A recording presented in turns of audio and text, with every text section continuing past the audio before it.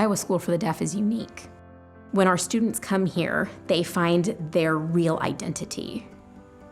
They learn who they are as a deaf person. They learn their language. They learn how to be a whole person. Identity, language, culture. They have access to direct instruction from their teachers. They don't need to use interpreters in order to communicate with their teachers and their peers. The Iowa School for the Deaf has been helping students thrive both academically and socially since 1855.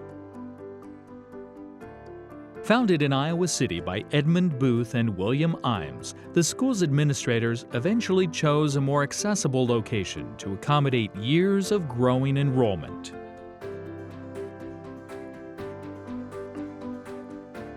In the western part of Iowa, in Council Bluffs, there was an area, a strong railroad town, where there was land available. 80 acres sold for $1,200. The state decided it was a good place for us to move. So in 1870, we moved to Council Bluffs. A central building was constructed along with an industrial complex, a farm, and a powerhouse. In the fall of 1870, underserved deaf and hard-of-hearing students from all over Iowa arrived at an educational facility built specifically with their needs in mind.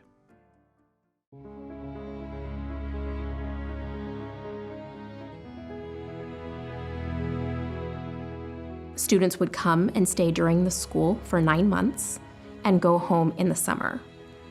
They used the railroad to travel home with no staff. Some kids, 5, 6, 10, all the way up to age 18, rode the train by themselves across the state to meet their parents wherever their parents lived, all around the state of Iowa.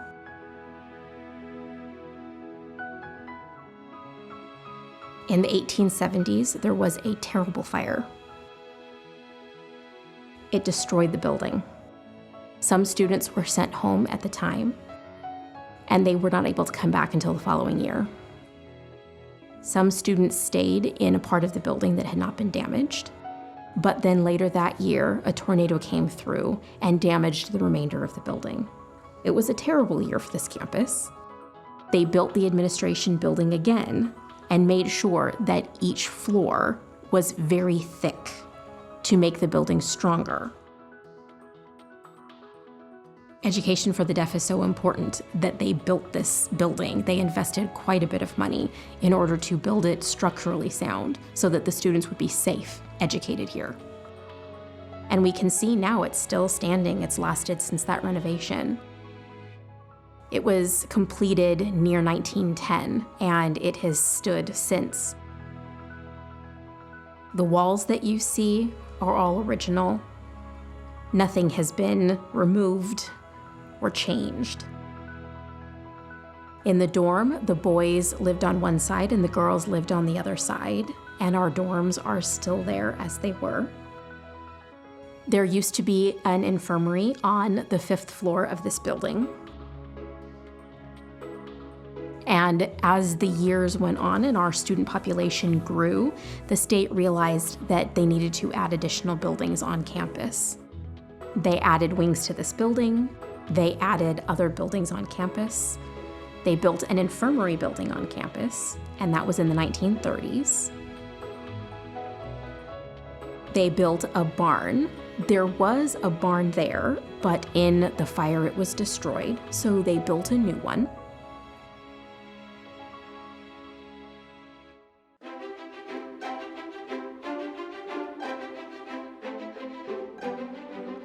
The front of this sturdy brick building is original to the renovation of 1910, and the shape has become iconic to the city of Council Bluffs. After the Great Fire, the state spent quite a bit of money adding a roof with a particular design on it, and that design is original. Up on the 5th floor, where you see the cupola, you see there's an open air area around it. If you pull that rod down, it opens up the vents in order to allow open air circulation into the cupola. And our powerhouse do sometimes have to go up there and open it to let the area air out.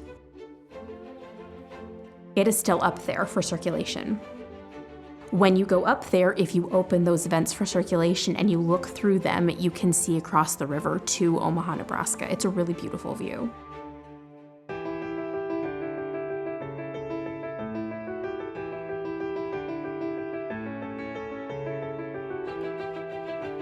Before I came here as a student, I did not have a full identity.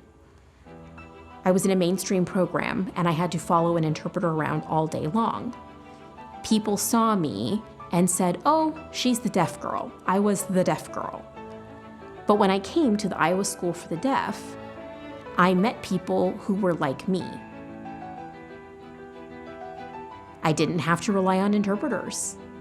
I sat in class with teachers who signed and I had direct interaction with them. I started to learn about who I am as Tina. People just saw me as Tina, not as the deaf person.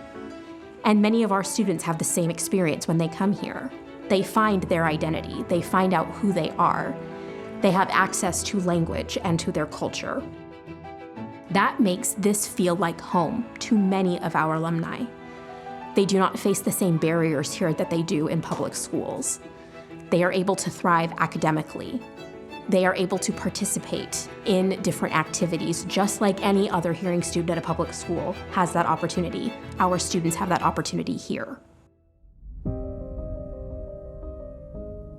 For more than 150 years, Council Bluffs has welcomed students to the Iowa School for the Deaf to find self-expression and fraternity, and to join the ranks of those whose lives were transformed at this historic campus.